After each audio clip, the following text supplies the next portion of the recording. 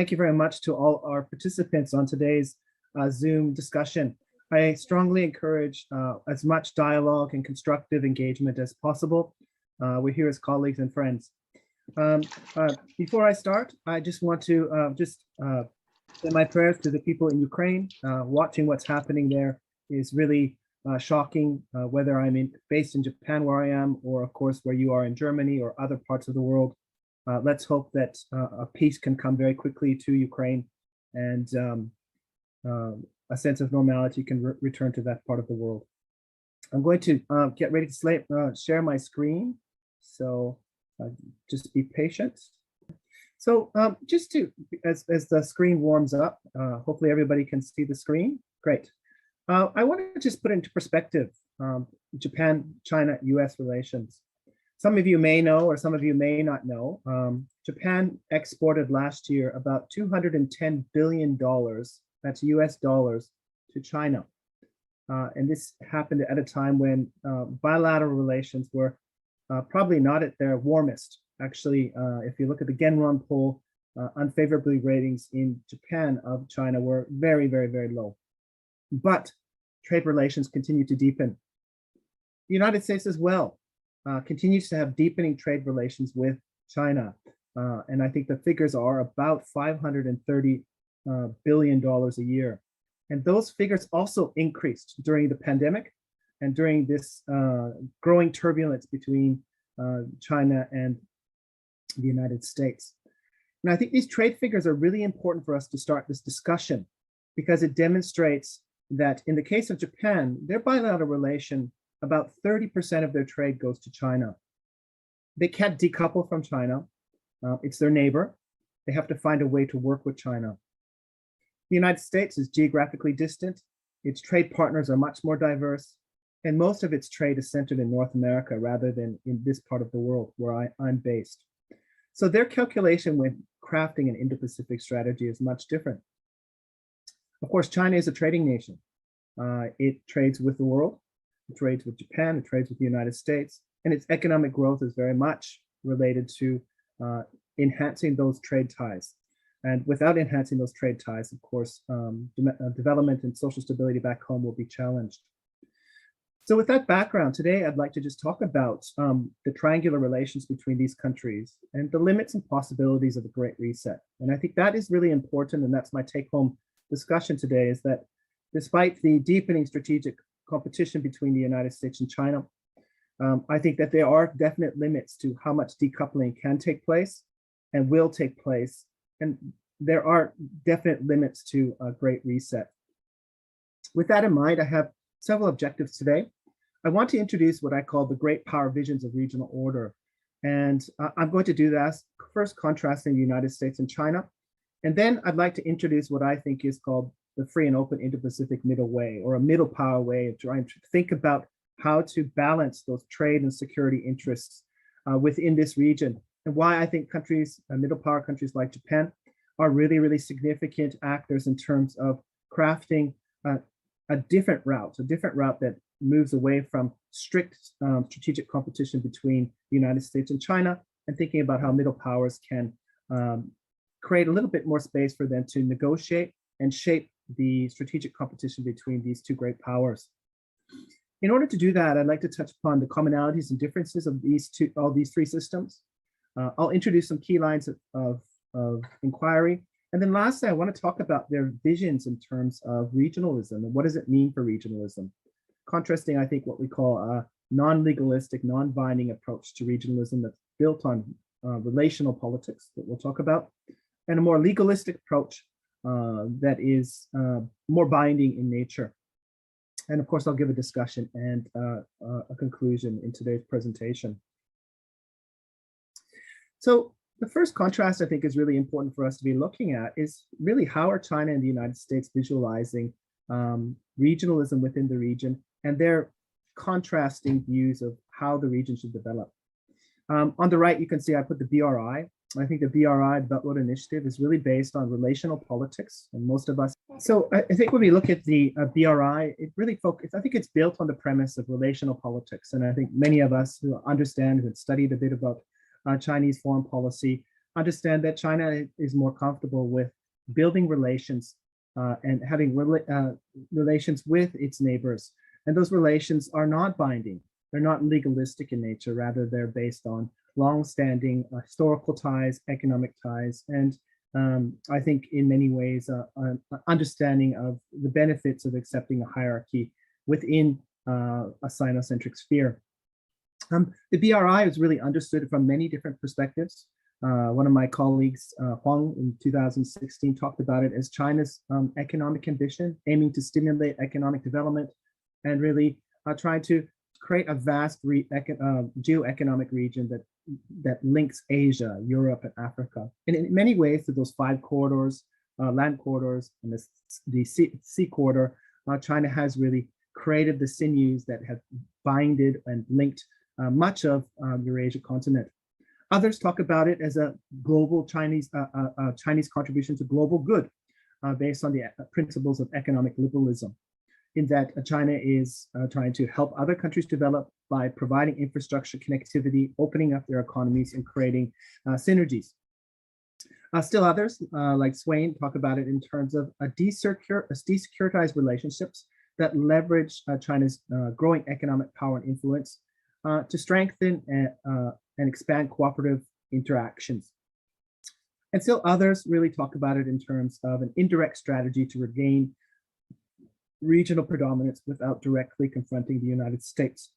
The key take home when I think we're trying to understand the BRI is that it's a provision of public goods, it's a geoeconomic strategy, and it's built using infrastructure connectivity to build a vast economic network with China at the center, and it stems out throughout the region. The United States Indo-Pacific strategy, on the other hand, really, I think, has not shifted dramatically from the Trump administration to the Biden administration. Under the Biden administration, there is an area of competition, cooperation, and rivalry. And if we take a look at it, the most recent February 2022 Indo-Pacific strategy, some of the key themes that come out is that the Indo-Pacific strategy is focusing on rules-based relations, international law, and the rules-based order. And you can see how this contrasts with the regional politics or the regional theory of relational international relations that Chin Yat-sen has talked about, and how the BRI really is a non-binding kind of mega project. And I think this is the first really strong distinction between these two initiatives. And when we take a more granular look at the United States Indo-Pacific strategy, you can see that it's focusing on applying this international law, not only to the seas, but the skies, and in general, how the Indo-Pacific region is governed. So this really flies in the face, I think, of China's 5 principles of peace of coexistence, talking about sovereignty, non-interference, mutual respect. And I think that this creates a certain tension between these two visions for the region. We see that the US strategy is also focused on rule setting in critical areas of emerging technology and internet. Again, this speaks to this idea of rulemaking and a rules-based order, which contrasts, I think, how China has engaged in its regional politics through the BRI, which is, again, through these non-binding agreements. We see that the United States Indo-Pacific strategy is built on alliances and in close partnerships with its closest partners, where the BRI is really focused on this idea of win-win relationships and mutual respect. How that plays out in practice, that's a different story. But again, we're talking about rhetoric. We're talking about how policy papers are talking about their particular ideas. And lastly, we see that the United States is couching their Indo-Pacific strategy really through this idea of competition. And I think what really demonstrates how the United States is thinking about this is the American Competes Act in 2022. And if you do have time, I encourage you to take a look at it. But really, one of the key take-homes of this document is that it explicitly states that it aims to strengthen the competitiveness of the United States economy and US businesses and counter anti-competition actions by China. So we see that the Indo-Pacific strategy that has been emerged out of the Biden administration really isn't much different than what emerged out of the Trump administration, except there is an area of competition. We've seen that it move away from regime change or talking about the Chinese Communist Party, and more focused on competition and cooperation. So the take home from these two visions really is BRI, relational politics, non-binding, using infrastructure to and connectivity to create economic ties to the region. Again, there's lots of different views about the BRI within China. The official view that it's a win-win form of international cooperation. Even Chinese skeptics will talk about it in terms of building asymmetric dependencies in terms of economic relations within the region. The US, on the other side, on the other hand, is really focused on this rules-based process, and we'll come back to this. So let's look into another vision. And again, I think other vision is this middle way or a middle power way. And you might be saying Japan is a middle power.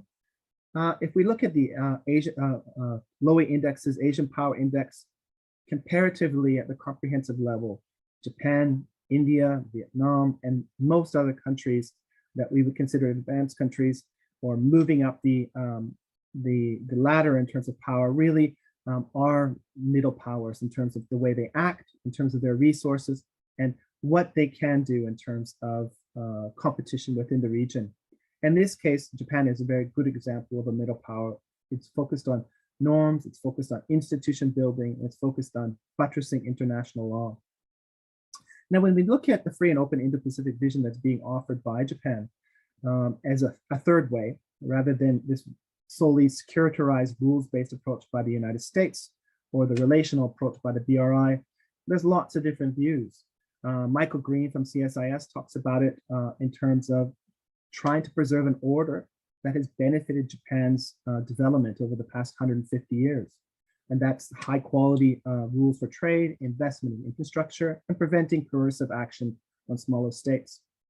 Others, such as Kei Koga from Nanyang Technological University in Singapore, talks about the primary objectives of FOIP as really consolidating a regional order on the basis of existing rules-based order. So that's deferring to international law. Others have talked about focusing on maritime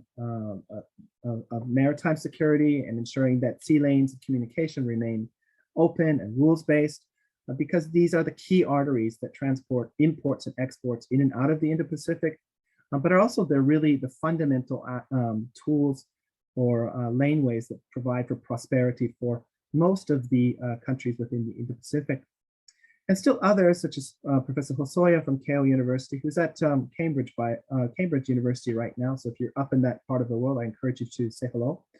Talks about FOIP in terms of a comprehensive, inclusive, and cooperative vision that's not dominated by a security agenda. And I think this is one of the key distinguishing features of the US Indo-Pacific vision and the Japanese or the middle power Indo-Pacific vision, is that countries like Japan really can't securitarize their Indo-Pacific strategy. They have too much economic complementariness with China, and as a result, they have to find ways to cooperate, but also and engage, but also balance some of the challenges and hedge some of the challenges associated with China's rise. So when we're looking at these, the commonalities between some of these initiatives, of course, is they're focusing on infrastructure connectivity to provide public goods. These initiatives are really trying to enhance each state's respective security through economic instruments. But the major differences, I think, include a continental versus maritime orientation, with the BRI primarily continental, although there is a maritime aspect of the BRI. Where the Indo-Pacific strategy that's advocated by the United States or middle powers such as Japan and Australia and Germany and likely Canada in the coming months really focus on the maritime domain and again, institution building and ensuring those institutions are transparent and rules-based. Some of the differences, I think, again, the BRI is a geopolitical tool to reconfigure the region. And I think this is something that Chinese scholars will privately discuss. It's a tool where the United States and even the Japan proposal is about maintaining the current rules-based regionalism. So we see a tension. One is reconfiguring the region, and one is to try and maintain a rules-based region. And this tension between these two are really something that where we're seeing competition emerge. The other differences, of course, is this relational aspect of the BRI versus that's non-binding versus the Japanese or middle power legalistic developmentalism approach, and the United States approach, which is legalistic but primarily securitarized in terms of how it's visualizing its Indo-Pacific strategy. So if we're trying to understand this through IR theory, and I think most of you are on the call understand something about international relations, I think there's two useful models to try and get a better understanding of these three directions in terms of the Indo-Pacific. The first one is this idea of a rational legalist perspective. Here, Yao talks about it in terms of institutional architecture, focusing on formal organizations, institutional design, and building the efficacy of regional institutions. And if we're thinking about the Indo-Pacific region, really there's a paucity of rules-based transparent institutions that are legally, that are bound through binding agreements. So this rationalist legalist approach really focuses on rules-based agreements. And I think when we look at both the United States Indo-Pacific vision and the middle power, the Japanese free and open Indo-Pacific vision, there is a strong element of rules, a rational legalistic perspective in understanding these initiatives. In contrast to this rationalist legalist perspective, there's something that we call the process-oriented perspective. And here, I think it fits very well with the BRI's relational approach to building partnerships through the BRI. It really focuses on developing shared norms and practices through consultation and dialogue, something that China continues to preference.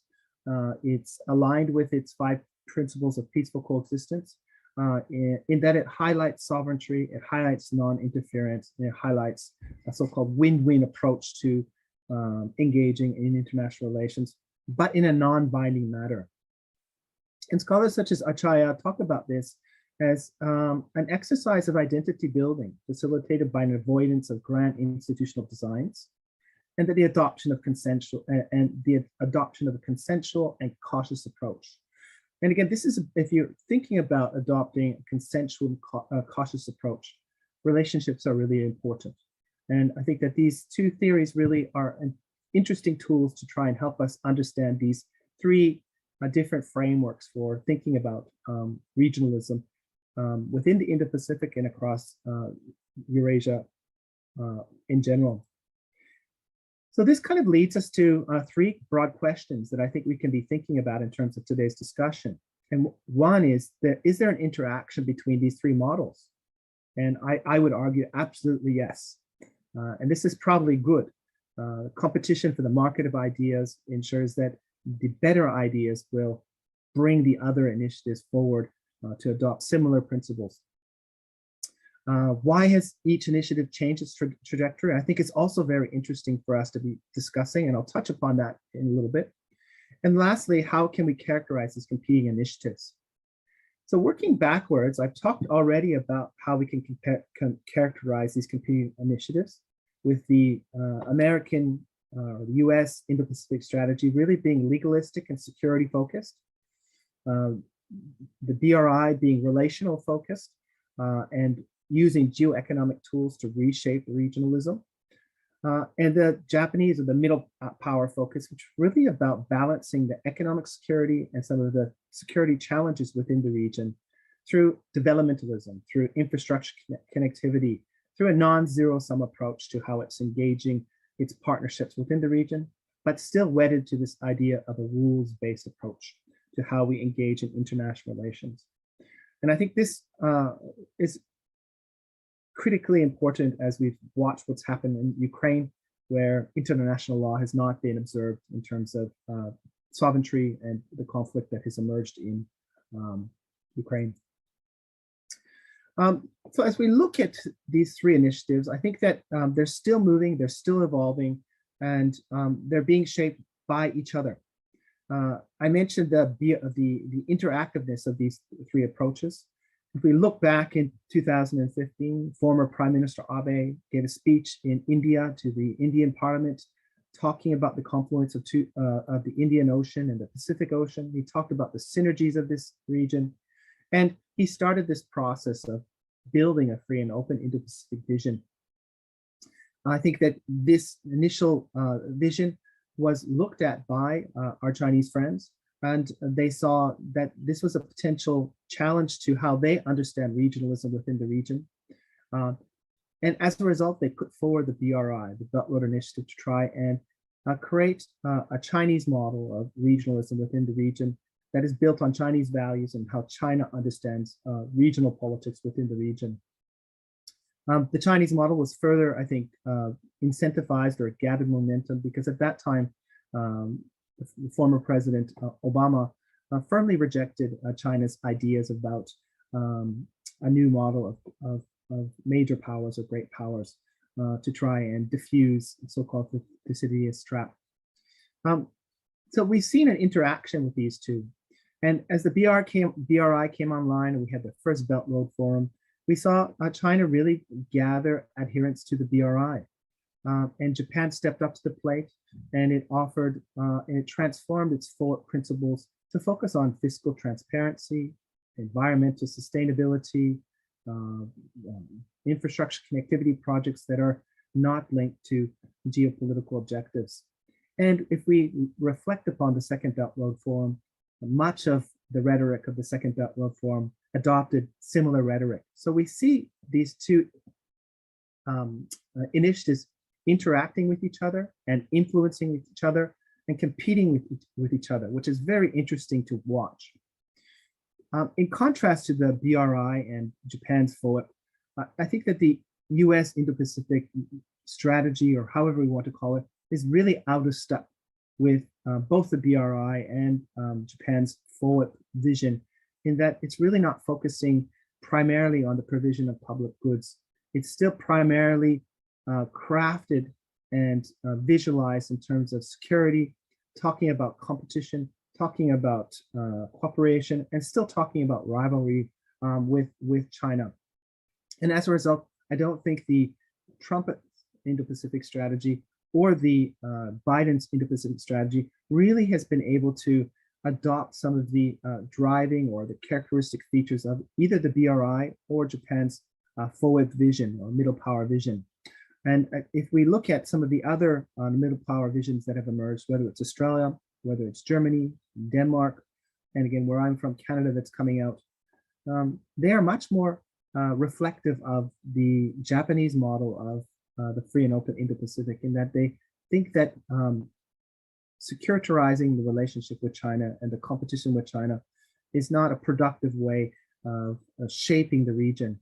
But at the same time, they understand that middle powers such as Japan or Australia or Canada or Germany need to be key players in ensuring that the strategic competition between the United States and China really isn't the primary factor that is going to shape this region's competition, its economy, and the strategic challenges moving forward.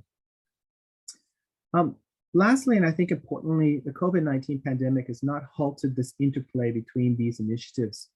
And I think this is something really, really interesting for us to be looking about, in that all the countries that are thinking about this particular Indo-Pacific region have now brought in health infrastructure, the so-called Health Silk Road, and trying to contribute to the region in terms of public goods, in terms of helping relieve the challenge and overcome the challenge of the COVID-19 pandemic.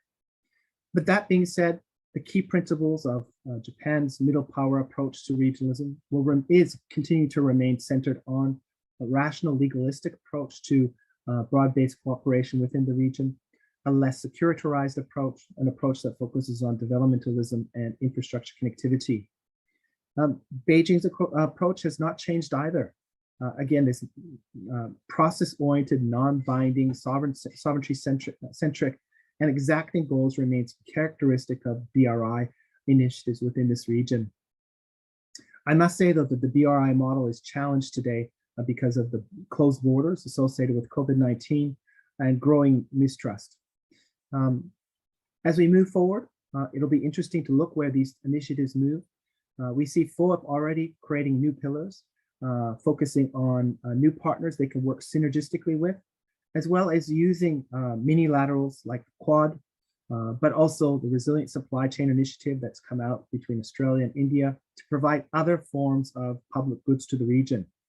The Indo-Pacific strategy out of the United States continues to be security focused.